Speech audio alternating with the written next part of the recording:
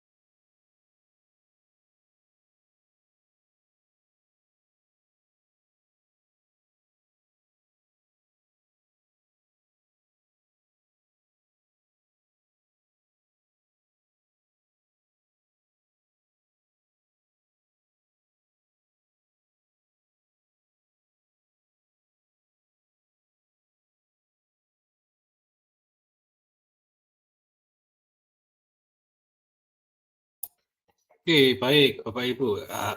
Dari judul ya, kalau kata pengaruh tadi masuk apa?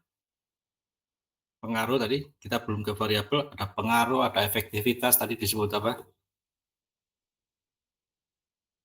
Udah lupa.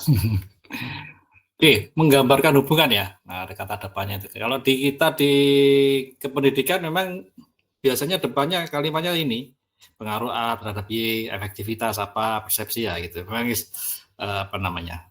Default itu apa bahasa Indonesianya? Bahasa Indonesianya default ada yang tahu nggak? Standar. Atau kalau bahasa Jawanya gawan bayi gitu ya, standar ya. Jadi desainnya seperti itu, memang desainnya seperti itu. Oke ya, jadi di depannya itu sudah menunjukkan menggambarkan hubungan. Jadi kalau pengaruh ini biasanya kan 2 kelas, efektivitas ini apa itu kelayakan kan gitu ya. Oke, balik lagi ke sini, variabel bebasnya apa? Mohon izin, Prof. Ya. Variabel bebasnya menurut saya pengaruh intensitas penggunaan Instagram, Prof. Pengaruh Variabel terikatnya tingkat kecemasan sosial. sosial. Ya. Fenomena ada nggak? Fenomena yang diangkat? Nggak ada ya. Oke, tadi menurut Pak Muhammad yang sembarangan tadi ya. Jadi variabel bebasnya itu X ya. X kan bebas dia kan. X mempengaruhi Y. Jadi kalau siswa ya, remaja di Bandung itu semakin menggunakan Instagram, kira-kira tingkat kecemasan sosialnya meningkat atau turun. Nah, gitu ya. Ini yang mau diteliti itu ya. Berarti kalau pengaruh ini, nah ini bisa luas, bisa kemana-mana, bisa korelasi harusnya ini ya. Ya, seperti itu. Jadi, apakah ada pengaruh penggunaan Instagram terhadap tingkat kecemasan? Apakah dia tadi positif ataukah negatif kan gitu. Oke, itu contoh pembuatan judul ya. Oke, kita diskusikan, ada yang belum paham, masih bingung terkait cara membuat judul, monggo Bapak Ibu yang mau ditanyakan. Jadi pengaruh hubungannya sudah kelihatan. X-nya mana? Ini sudah kelihatan. Terhadap apa? Y-nya ini. Di mana? Atau di fenomenanya di mana? Nih, di remaja di Kota Bandung. Kenapa remaja yang diteliti kok bukan bapak-bapak atau ibu-ibu? Ah, itu nanti di dalamnya lebih detail lagi gitu ya. Oke, next kita masuk ke tadi yang introduction, kan pertanyaannya 3 kan, kalau dilihat di bodinya itu. Jadi kita mengulang lagi. Introduction ada what, how, why, ini yang kita bahas, nanti ke research question sama summary proposalnya. Sekarang what, how, and why-nya. Jadi di introduction itu harus ada apa, Bapak Ibu mau menulis apa, itu dijabarkan di introduction gitu ya. Oke, anatomi pendahuluan, what, why, and how. Pendahuluan adalah isi yang bertujuan meyakinkan pembaca. Kayak tadi kan kenapa harus Instagram, kok nggak Facebook? Kenapa harus, apa tadi, tingkat kecemasan, kok bukan tingkat kebahagiaan. Nah, ini Bapak Ibu yang harus meyakinkan pembaca, kenapa saya meneliti kok justru tingkat kecemasan, kan gitu ya. Bahwa penelitian Bapak Ibu penting dan layak untuk dilakukan. Nah, ini harus meyakinkan pembaca atau harus meyakinkan reviewer supaya jurnalnya diterima kan gitu ya. Oke, struktur yang biasa digunakan itu corong, berbentuk corong ya, dari umum ke khusus. Ya, kalau bahasa Indonesia itu apa ya? Kalau inti kalimat deduktif ya, bukan induktif ya, deduktif kalau kita dulu sekolah. Depan ke belakang, depan gitu kan. Depannya umum menuju ke khusus. Itu yang lebih banyak ditulis ya. Jadi cenderung ke itu tadi, ke panel atau corong gitu ya. Kita diskusikan yang umum, kenapa harus remaja itu diteliti dan seterusnya. Monggo itu nanti Bapak Ibu yang bisa mengungkapkan. Kemudian tadi ya, sudah, sekarang apa? Masalahnya apa kan gitu ya. Tujuan memperkenalkan topik peneliti dan konteks luasnya. Kenapa harus Instagram tadi yang diteliti, atau media sosial apa Instagram tadi? Instagram tadi ya. Padahal judul awalnya tadi kan media sosial kan banyak. Akhirnya kepilih Instagram. Nah, ini Bapak Ibu yang harus bisa menjelaskan. Kemudian cara mulailah dengan fenomena umum. Data statistiknya bagaimana? Ternyata remaja lebih seneng pakai Instagram. Kalau angkatan kita Bapak Ibu ini kayaknya Facebook gitu ya. Itu sudah ikuti tren ya. Jadi kalau yang seneng foto-foto dan lain itu anak-anak Instagram. Tapi kalau kita yang sudah agak berumur ini Facebookan biasanya gitu. Monggo nanti dicek data statistik yang mana ini trennya ke anak muda. Yang terbaru apa lagi ya? Oke, kemudian tren terkininya apa? Atau pernyataan yang menunjukkan pentingnya bidang yang diteliti kan gitu ya. Oh ya, yang sekarang baru malah TikTok gitu ya, anak-anak ya, mungkin lari ke sana. Tapi kayaknya semua orang ke sana itu untuk dagang, untuk semua, tidak tersegmentasi gitu loh. Kalau Instagram kan lebih tersegmentasi. Oke, atau pernyataan yang sudah tadi menunjukkan pentingnya bidang yang diteliti. Tadi apa? Tingkat kecemasan. Kenapa harus diteliti? Untuk karena berita-berita di Instagram itu lebih, di media sosial yang Instagram lebih itu namanya, lebih mencemaskan atau bagaimana, atau harus ada persaingan apa, itu nanti monggo peneliti yang bisa menjelaskan. Oke, di word selanjutnya adalah kata kunci. Nah ini, dalam beberapa tahun terakhir tingkat kecemasan remaja di Bandung meningkat karena hampir tiap remaja mempunyai akun medsos kan gitu ya. Monggo di kalimatnya seperti itu. Kemudian berdasarkan data, monggo. Jadi kata-kata kunci seperti ini menunjukkan masalah apa kan gitu. Nanti Bapak Ibu yang bisa membuat sendiri ya, sesuai dengan yang mau diteliti apa. Jadi yang terakhir fenomena X, telah menjadi perhatian utama. Jadi anak-anak bisa melihat berita dengan cepat, itu biasanya di media gitu ya, media sosial ya. Kalau kita kan dulu kan kalau berita, dunia dalam berita atau koran, nah nunggu kan sehari berapa jam itu baru ketahuan.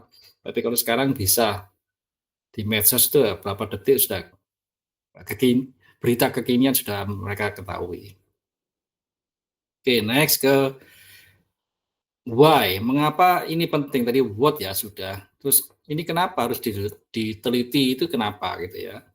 Tujuannya menunjukkan research gap. Nah, ini sudah harus banyak baca ini. Nanti kita next-nya kita akan belajar ke research gap ya. Menunjukkan research gap atau celah penelitian dan membangun argumen tentang pentingnya penelitian ini.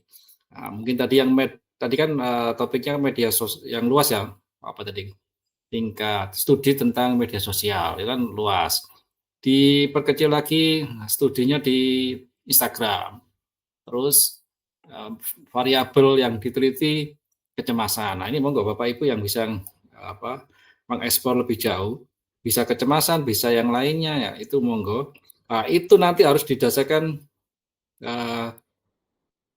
sumber-sumber yang sudah ada. Penelitian A mengerjakan mungkin tadi kayak Facebook, yang satunya pakai Twitter, yang satunya untuk orang tua-tua, yang satunya untuk politikus dan lainnya. Yang belum dikerjakan ternyata remaja. Remaja yang ini sudah dikerjakan di Amerika, tapi yang di Bandung belum. Itu boleh, silakan. Itu disebut dengan riset gap ya, karena belum dikerjakan. Jadi pinter-pinternya Bapak Ibu untuk mencari celah, ya, memang celah kan ini, mencari celah yang belum diteliti yang mana, seperti itu. Tapi bukan nanti kalau di pendidikan pengaruh pembelajaran apa, nanti tinggal mata pelajaran A, besoknya ganti mata pelajaran B, ya nggak gitu ya, itu bukan riset gap, itu cuma ganti konten kalau yang itu. Oke, caranya gimana? Ini Bapak Ibu harus tinjau literatur singkat untuk menunjukkan apa yang sudah diketahui. Nah, ini wajib bagi Bapak Ibu mau nggak mau harus ikhro gitu ya, harus dibaca, banyak-banyak baca literatur. Nah, kalau banyak baca literatur, gimana saya bisa nulisnya Pak? Ya jangan semua dibaca, nanti cukup yang dibaca kan abstrak gitu ya, kemudian introduction-nya, kemudian cepat lagi 3 aja, abstrak, introduction, langsung lari ke kesimpulan. Nanti Bapak Ibu sudah bisa membayangkan yang Bapak Ibu baca ini kualitasnya gimana, apakah bisa menunjang apa enggak. Kalau dari baca 3 bagian itu benar ya, monggo silakan dibaca keseluruhan untuk biar paham secara menyeluruh. Tapi kalau satu artikel dibaca semua sampai habis, kehabisan waktu nanti. Kita capek juga bacanya. Itu ya cara singkatnya seperti itu. Kemudian tunjukkan ketidakkonsistenan hasil penelitian sebelumnya atau aspek yang belum terjawab. Ini kalau sudah menemukan 1, 2, 3 yang sesuai gitu ya, monggo Bapak Ibu baca, kemudian cari ketidakkonsistenan hasil penelitian sebelumnya. Ini Bapak Ibu silakan dicoba di sekarang yang PDF yang saya sudah download belum ya? Itu ada di sebelah mana ya, saya temukan itu ya. Itu ada Ask AI gitu ya. Sebentar saya biar paham, share, present something.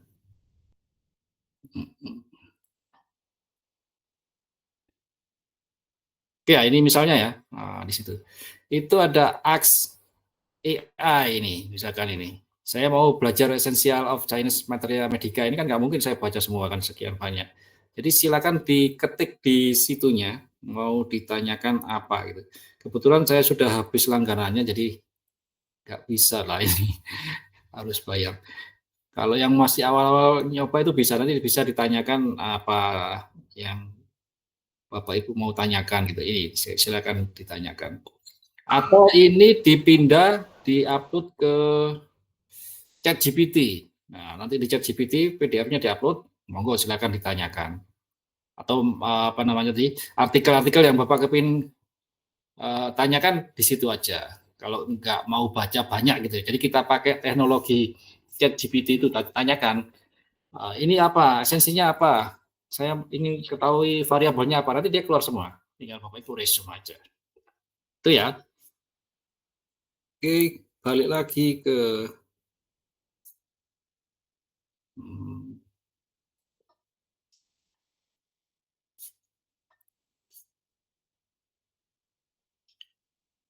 Oke, ya tadi caranya itu untuk mencari, kalau nggak mau baca semua itu triknya seperti itu. Ada AI silakan dipakai. Kalau sibuk, kalau tidak sempat baca, gunakan itu. Tapi tetap dia baca lagi meskipun diketik tetap harus dibaca. Oke, jelaskan konsekuensi jika masalah ini tidak diteliti. Jadi kalau tidak diteliti tingkat kecemasan remaja, mungkin tingkat apa itu? Kalau cemas apa ya? Ya frustasi dan lain-lain semakin meningkat dan seterusnya gitu ya.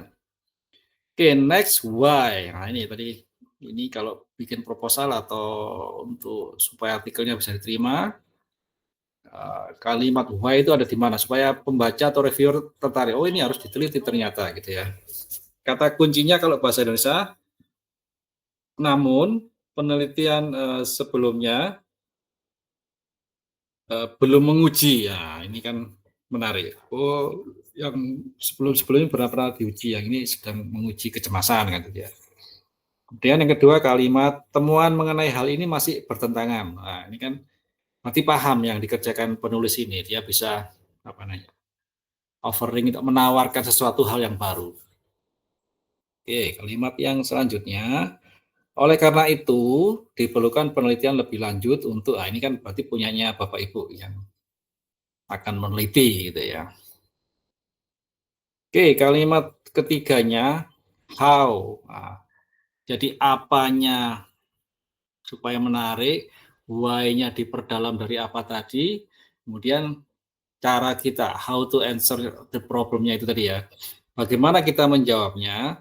Tujuannya adalah menyatakan tujuan penelitian dan bagaimana Anda akan mengisi celah tersebut. Nah, caranya di situ nyatakan tujuan penelitian secara eksplisit ya, jangan implisit, nggak paham nanti yang baca. Jadi saya menggunakan metode ini untuk menyelesaikan ini supaya kecemasan, atau saya menggunakan tadi korelasi untuk mengetahui seberapa besar level atau hubungannya antara apa tadi penggunaan media terhadap kecemasan. Oke, berikan preview singkat tentang metodologi. Otomatis ini harus pakai tools apa untuk menyelesaikan variabel X dan Y. Ya, toolsnya apa yang mau dipakai. Metodologi yang akan digunakan, misalkan pendekatan, lokasi, atau partisipan. Next, sebutkan kontribusi atau manfaat yang diharapkan dari hasil penelitian yang Bapak Ibu kerjakan gitu ya. Jadi ini kontribusi termasuk. Untuk ilmu pengetahuan di sisi mana kan. Jadi Bapak Ibu memunculkan penelitian baru ini akan berpartisipasi atau berkontribusi di sisi mana kan gitu. Berarti kan bisa positioningnya Bapak di mana, yang tadi kan sudah tahu celah gapnya, oh ini belum dikerjakan, saya posisinya di sini ya gitu. Dengan tahu posisi ini berarti kan Bapak Ibu paham apa dunia penelitian ini yang Bapak Ibu kerjakan ada di posisi mana kan gitu. Jadi seperti itu yang dimaksud dengan how-nya.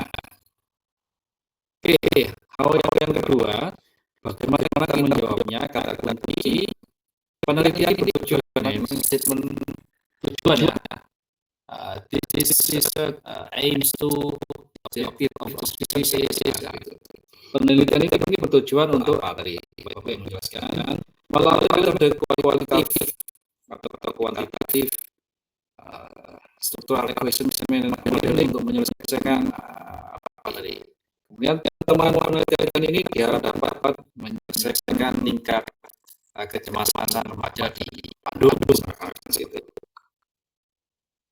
Oke, sebelum ke slide selanjutnya, monggo pertanyaannya diskusi terkait what why and how terkait pendahuluan. Ada yang belum paham atau mau didiskusikan, monggo silakan Bapak Ibu.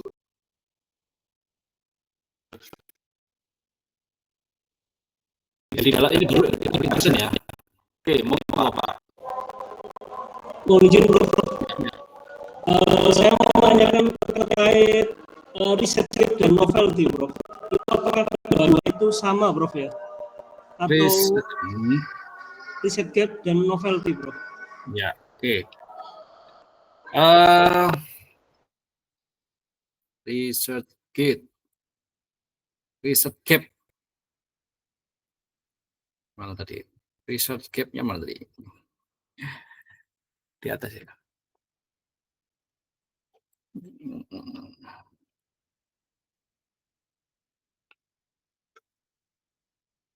Saya sampai lupa posisinya mana tadi.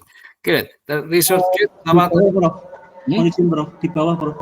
Geser ke bawah, Prof. Ini. Ini. Udah di posisi Y ya. Saya kira di Word. Ya. Tadi research gap terhadap novelty ya. Apakah research gap dan novelty itu kan kalau research gap sepengetahuan saya adalah menemukan kekurangannya pada penelitian sebelumnya ya, Prof. Ya, kalau menurut pendapat saya, sedangkan novelty adalah menemukan keterbaruannya. Apakah nantinya itu saling terkait ya, Prof? Ya, oke, baik pertanyaannya. Jadi benar ya, memang terkait ya. Jadi research gap dimulai dari mencari research gap-nya dulu. Jadi research gap-nya dulu, celah penelitiannya. Setelah tahu, jadi peneliti A, B, C ngerjakan ini. Bapak Ibu tahu ternyata yang di posisi ini belum dikerjakan. Oke, balik lagi yang ke misalkan tadi yang pengaruh apa tadi Instagram ya. Pengaruh intensitas penggunaan Instagram berapa tingkat kemana aja gitu ya. Dari itu ya kan nanti ada lain-lainnya gitu. Kira-kira yang belum dikerjakan, bukan kira salah baca beberapa artikel kan ketahuan ternyata yang diteliti kebanyakan misalnya dari Instagram. Sekarang apa yang lagi sekarang ya kan TikTok ya. Tapi TikTok kan lebih heterogen kan, enggak spesifik. Makanya kembali lagi TikTok enggak. Bapak Ibu harus cari media sosial yang lain atau tetap pakai Instagram. Tapi saya nggak mau mengukur kecemasan. Saya mau yang positif lah, misalkan untuk peningkatan wawasan siswa misalkan gitu. Nah, itu dicek di artikel-artikel yang Bapak Ibu coba yang lebih banyak yang mana cara kecemasan ataukah malah yang untuk pembelajaran menambah wawasan ada enggak? Ternyata lebih banyak negatifnya penelitian yang lain. Nah, itu kan yang positif belum banyak dikerjakan meskipun ada. Itu kan research ya. Ya kan celahnya masih banyak tapi belum nemu novelty-nya Ibu. Tapi sudah bisa menunjukkan itu nanti saya akan bisa mencari novelty-nya. Tapi harus celahnya dulu, tahu dulu. Oke, sampai sini dulu Bapak Ibu paham. Jadi belum novelty tapi arahnya ke sini memang harus mencari. Ya memang kayak ide dulu ya idenya. Baca ternyata lebih banyak negatifnya penggunaan medsos daripada positifnya. Apa siswa nggak bisa sih apa di medsos itu nyaman berita-berita negatif. Apa nggak ada di Instagram itu positif membangun bangsa, mengajari menyolder desa, mengajari membangsa. Pasti kan ada. Nah ini kan tergantung kesesuaiannya dalam memilah namanya berita dan sukaannya. Kalau di kelas misalkan mengajarkan kita pakai Instagram untuk misalkan hasil praktikum di Instagram misalkan itu kan juga bisa. Contohnya seperti itu. Jadi monggo Bapak Ibu bisa tadi yang positif ya, yang negatif dikerjakan, yang positif dikerjakan. Cuma yang positif celah risetnya. Positifnya didetailkan lagi. Saya mau keterbaruannya banyak di mana itu tadi Pak Rangga ya Pak Sawah.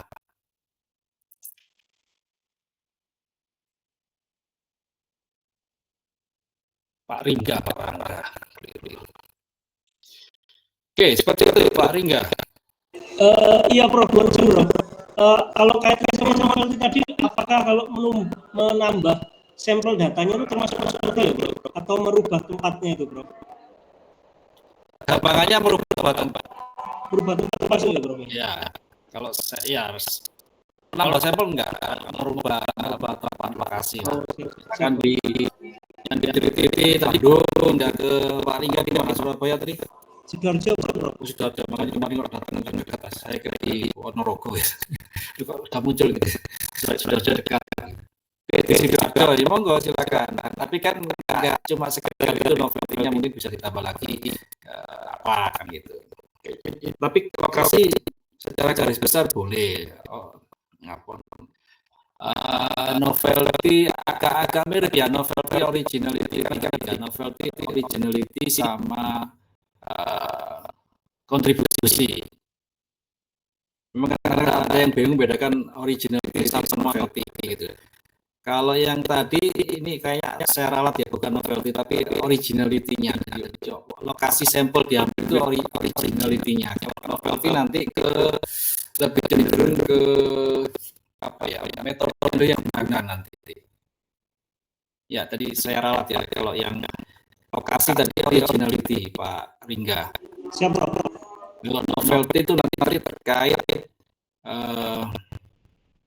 pengembangan ya kayak di instrumen-instrumen yang Bapak Ibu kerjakan itu novelty-nya di situ kalau di pendidikan ya. Kalau di teknik itu nanti kan metodenya di combine apa dengan apa atau hybrid di mana, itu novelty-nya di situ. Kalau di pendidikan lebih cenderung ke pembuatan instrumen. Kalau dipakai sampel ya Sam ya, multivariat ya nanti kan modelnya novelty-nya di situ. Nah, nanti kontribusinya yang semua novelty sama originality yang dikerjakan itu berkontribusi di penelitian di bagian yang mananya. Nah, ya. Ditemukan riset dulu. Nah, gampangannya originality-nya, keasliannya lokasi boleh lah. Yang kemarin biasanya kan mata kuliah ini ganti mata kuliah ya oke lah. Tapi yang kayak gitu harusnya kenapa harus dibuat why-nya itu dipertajam dulu. Kenapa dipilih hingga originnya itu pure gitu ya, apa bukan cuma sekedar pindah tempat atau berhenti mata pelajaran. Siap bro. Oke, terima kasih bro. Ya oke. Untuk lagi yang mau kita diskusi aja ya. Ada yang belum paham? Oke ya, ini di introduction sudah expert semua ini Bapak Ibu. Oke, ke cara membuat kalimat research question-nya ya. Ini research question-nya pertanyaan penelitian. Nah, biasa kan di penelitian baik di skripsi, tesis atau yang di artikel itu harus munculkan research question-nya gitu ya, key. Jadi dengan muncul research question itu menjadi kompas bagi Bapak Ibu untuk menuntun ke seluruh penelitian. Jadi yang mau diselesaikan apa? Kan kalau nggak dimunculkan nanti penyelesaiannya gimana kan kemana-mana. Harus ditentukan yang mau jadi kayak tadi yang mau diukur adalah tingkat kecemasan, cuma sebatas tingkat. Kan mungkin ada indikator yang lainnya nggak diteliti, dia cuma meneliti seberapa besar tingkatnya atau hubungan intensitas secara tingkat. Yang kedua, semua metodologi dan analisis harus diarah untuk menjawab research question-nya ya. Jadi harus dimunculkan rumusan 1, rumusan 2, rumusan 3 atau dijadikan 1. Atau kalau kita di pendidikan berarti kan muncul hipotesa 1, hipotesa 2, hipotesa 3 dan seterusnya. Itu yang harus diselesaikan. Hipotesa tadi nanti kalau diteruskan akan menjadi research question-nya. Oke, research question yang baik. Yang pertama jelas. Jadi mengapa penelitian ini atau bagaimana menyelesaikan dan seterusnya, pengaruh atau tingkat hubungan, tingkat intensitas terhadap tingkat kecemasan.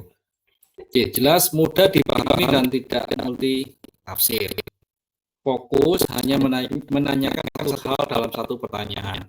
Biasanya itu kalau di skripsi, tesis itu kan satu variabel, satu pertanyaan kan gitu ya. Variabel X terhadap Y, variabel X1 terhadap Y, variabel X2 terhadap Y kan gitu.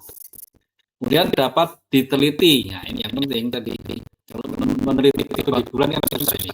Dapat diteliti dapat dijawab dengan mengulang dan analisis data. Jadi kalau di bulan kumpulkan aja susah gitu ya. Gimana analisanya gitu ya. Jadi, kuncinya memang harus kalau di kelas ya memang bisa diakses, misalkan untuk kelasnya sendiri, Bapak Ibu yang ngajar meskipun nanti yang ambil data temannya. Oke, kemudian relevan terkait langsung dengan tujuan penelitian dan masalah yang diidentifikasi. Visible bahasa Indonesia apa ya? Layak ya, kelayakan yang dapat dijawab dengan sumber daya dan waktu yang Bapak Ibu miliki. Ini yang penting visible ini. Ini semester 1 ya, kan dua semester aja nih ya RPL ya. Ya, makanya harus diperhitung kalau mau ngambil mata kuliah misalkan sekarang ini ganjil ya, ganjil, tapi nanti bikin instrumen dan lain-lainnya nanti semester 2 ini nanti nih kapan ngerjakannya gitu ya. Jadi penting saya akan mengambil penelitian mata pelajaran di genap. Nah, nanti setelah ini Bapak Ibu harus karena ada mata kuliah Medpen dan lain-lain. Lulus di semester ini Bapak Ibu sudah mengerjakan proposal dan siap untuk mengambil data di semester genap atau 2-nya. Dan harus diselesaikan gitu. Tapi begitu Bapak kelasnya ternyata ganjil ya, berarti kan nunggu lagi setahun lagi kalau lulus nanti. Jadi triknya gitu ya. Ini Bapak Ibu semua harus ngambil untuk mata kuliah semester genap. Kalau sekarang bisa dikerjakan ya lebih baik. Tapi kenyataannya biasanya kan baru turun ke lapangan itu semester genap kan. Untuk ngambil data instrumen pengujian dan seterusnya ngambil data itu di semester 2. Nah, otomatis Bapak Ibu di judul tesisnya itu mata kuliah yang di semester genap atau yang di 2 semester itu muncul, tapi jangan yang biasanya genap ini yang Bapak Ibu munculkan. Jangan nanti muncul, saya munculnya di semester ganjil ya, berarti nunggu lagi setahun berarti ambil di lapangannya kelamaan. Gitu ya, itu jangan sampai keliru nanti. Harus kalau nggak ada pinjam kelas temannya yang mau bisa jadi penelitian itu. Tinggal nanti disangoni aja lah ya triknya ya. Oke, contoh riset question. Nah, ini bagaimana persepsi guru terhadap implementasi kurikulum Merdeka Belajar di sekolah menengah pertama, misalkan kalau yang di SMP originality ganti lagi ke SMK kan gitu ya. Cuma kan belum, ini masih luas ya, misalkan ini kan masih terlalu luas, Bapak Ibu monggo dipertajam lagi. Oke, kemudian seberapa besar pengaruh pelatihan kewirausahaan terhadap minat berwirausaha di kalangan siswa SMK, misalkan gitu. SMK apa? Akuntansi atau di otomotif, lebih mengerucut lagi gitu ya. Oke, itu Bapak Ibu sudah slide terakhir ini ternyata. Ada yang mau ditanyakan, didiskusikan terkait pertemuan hari ini? Silakan. Ini sudah pernah dikerjakan semua, cuma semakin dipertajam. Oke, Bu Laila. Monggo Bu Laila. Mohon izin Prof.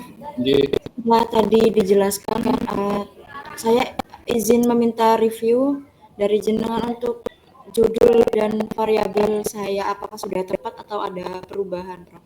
Ya, bisa munculkan ganti ini ya, di yang presentasi saya stop gitu ya. Enggak, Prof.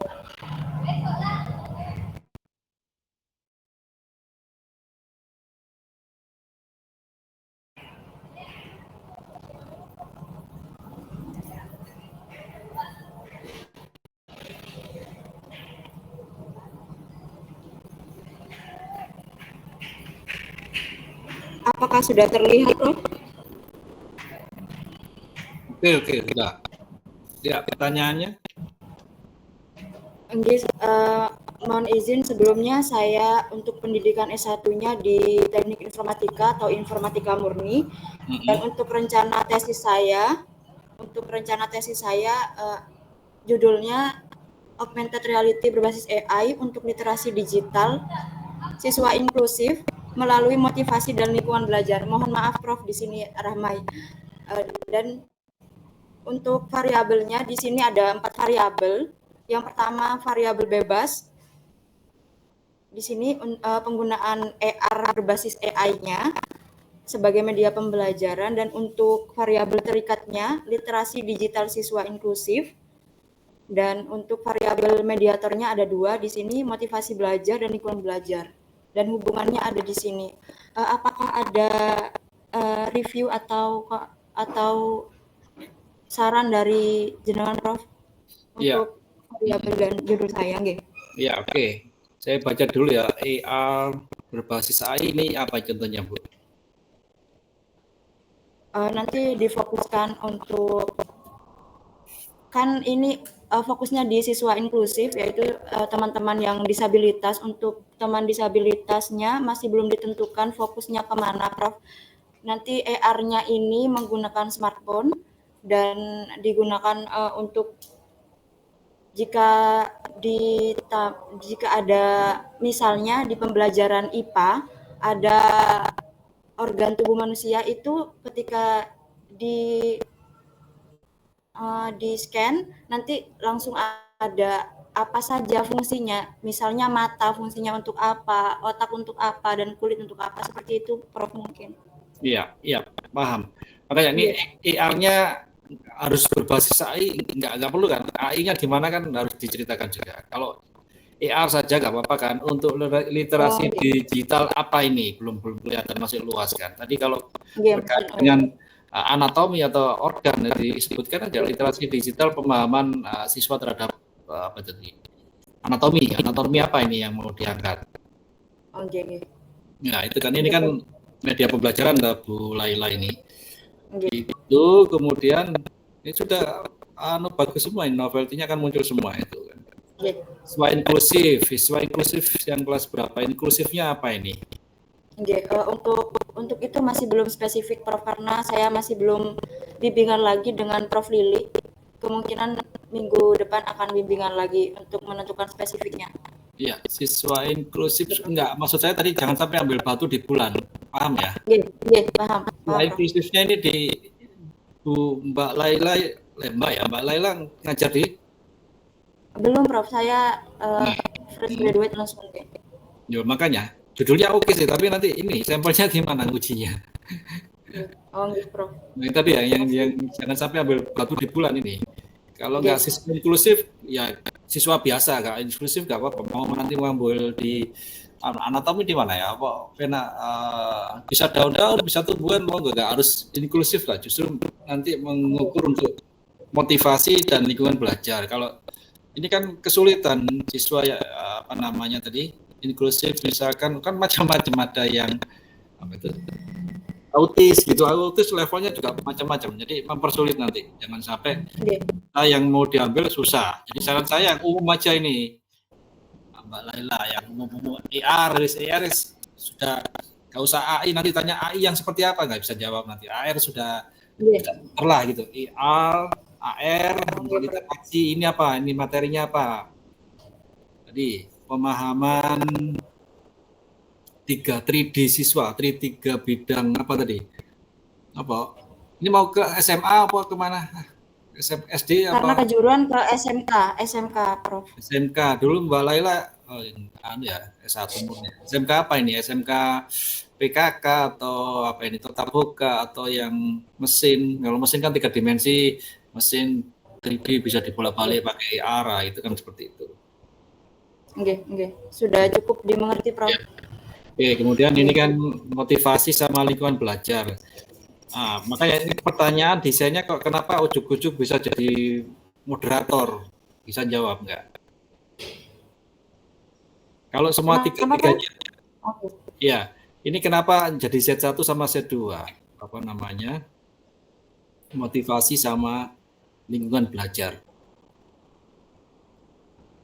Kalau kebalik ya apa? Justru AR-nya ini yang menjadi media, set 1, set 2 itu malah menjadi X kan gitu ya.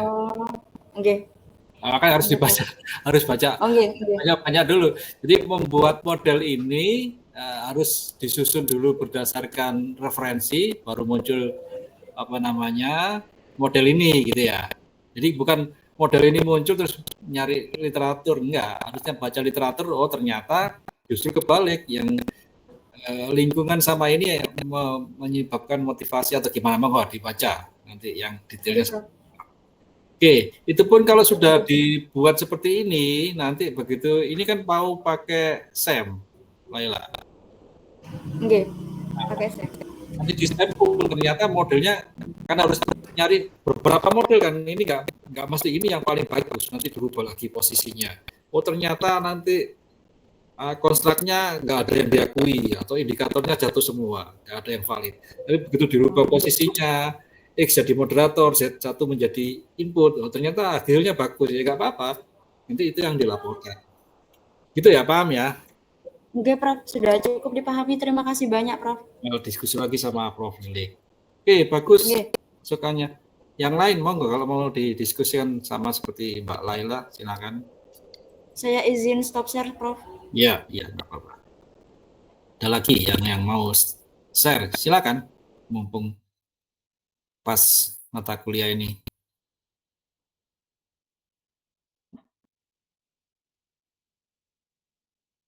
Atau yang mau ditanyakan terkait introduction tadi. What, how, why. What, why, how, kemudian research question. Oke ya. Kalau oke, nggak ada pertanyaan, saya rasa cukup. Saya akhiri perkuliahan malam hari ini. Assalamualaikum warahmatullahi wabarakatuh. Waalaikumsalam. Waalaikumsalam warahmatullahi wabarakatuh. Terima kasih, Prof. Sama-sama. Terima kasih Prof. ilmunya. Sama-sama Bapak Ibu.